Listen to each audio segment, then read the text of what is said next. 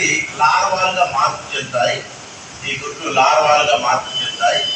తేనెటీగ యొక్క లార్వాని మనం ఏం తీస్తామంటే గ్రప్ అని మనం తీస్తాం. తేనెటీగ లార్వాని ఏమంటాం మనం? గ్రప్. ఓకేనా? గ్రప్ అని పిలుస్తాము. ఈ లార్వాలకు వచ్చేసి 4 రోజుల పాటు ఏ ఆహారాన్ని అందిస్తారంటే రాయల్ జెల్లీ అనేటువంటి ఆహారాన్ని అందిస్తారు. మామూలుగా రాణిగా తినేటువంటి ఆహారాన్ని మనం రాయల్ జెల్లీ అంటాం.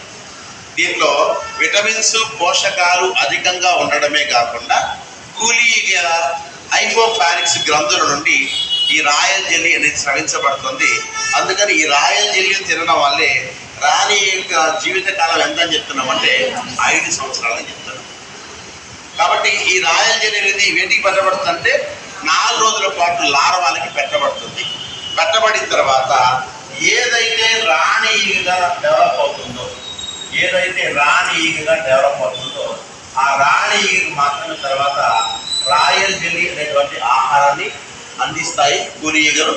మిగిలినటువంటి లార్వాలకు వచ్చేసి బీ బ్రెడ్ని ఆహారంగా అందిస్తుంది. ఓకే, ఇవి చేసేటువంటి పని అన్నమాట.